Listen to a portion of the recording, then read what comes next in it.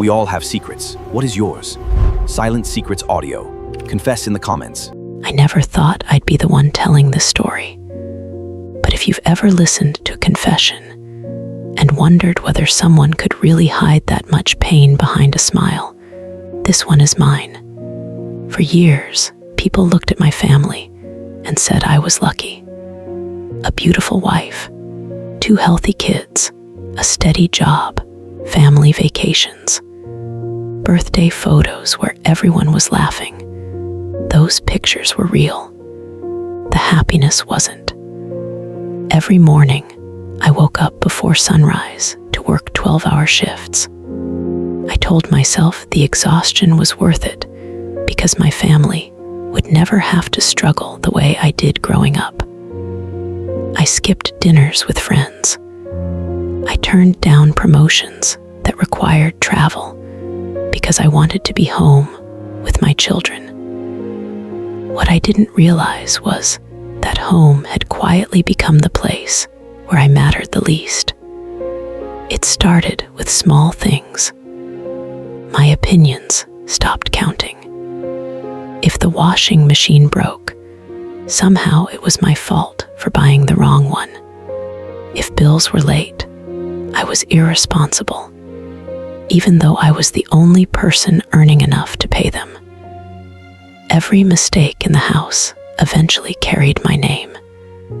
At family gatherings, everyone laughed when my wife joked about me being useless around the house. I laughed too, because men are supposed to laugh.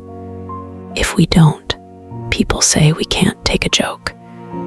The insults became normal. Being ignored became normal. Sleeping on the couch after arguments became normal. I convinced myself this was simply what marriage looked like after enough years. Then came my father's funeral. He had been my best friend. Standing beside his coffin, I couldn't stop crying. Not because I wanted sympathy, because I had lost the only person who ever asked me one simple question. Son, are you okay? After the funeral, while everyone else talked and ate, I sat alone outside. My wife walked over. For 1 second, I thought she was finally going to comfort me. Instead, she whispered, "Can you stop making everything about yourself? People are watching." That sentence broke something inside me. Not because it was cruel, because I believed her. I honestly believed my grief was somehow an inconvenience. Months passed. I worked harder than ever, hoping things would improve. Instead, they got worse. One evening, I came home early because my supervisor let me leave after finishing a project ahead of schedule. I expected my kids to run toward the door like they used to. Instead, I heard my son say something from the kitchen that froze me. Dad doesn't really do anything. He couldn't have been older than 10. He wasn't being mean. He was repeating what he had heard. Children don't invent those beliefs. They inherit them. I stood outside the doorway for almost a minute before walking in. Nobody knew I had heard. That night, I cried in the garage because I didn't want my kids to see me. Not because I was weak, because I realized they were growing up believing that a father's love was measured only by what he failed to do. A few weeks later, my daughter came into my room carrying an old photo album. She pointed to a picture of me holding her as a baby. She asked, "Daddy, why don't you smile like that anymore? Children notice everything, even when adults think they're hiding it." That question forced me to look at myself honestly. I wasn't living anymore. I was surviving. I had spent years trying to become the perfect husband that I forgot how to remain a healthy human being. So I made the hardest decision of my life. I asked my wife to go to counseling. She laughed. She said I was the problem. She said I was too emotional.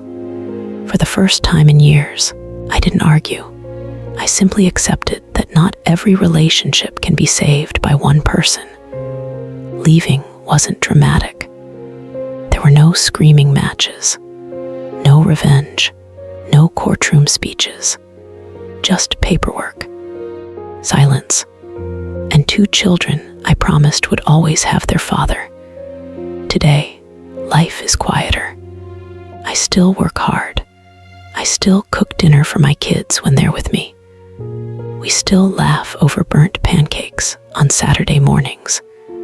Sometimes my son hugs me for no reason. Sometimes my daughter tells me about school while we're washing dishes together. Those small moments remind me that healing doesn't arrive all at once. It arrives one ordinary day at a time. If there's one thing I've learned, it's this. Men can carry invisible pain for years because the world often teaches us that providing is enough. It isn't.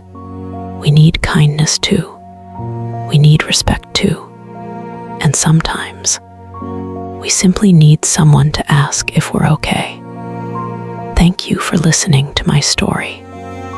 If any part of this felt familiar, I want you to know you're not alone. This channel exists because real people deserve to be heard. If you have your own true story, whether you're a man, a woman, or someone who's quietly carrying pain, share it in the comments below. I read as many of them as I can, and your story might remind someone else that they're not fighting their battle alone. Take care of yourself. Sometimes the strongest thing a person can do is finally tell the truth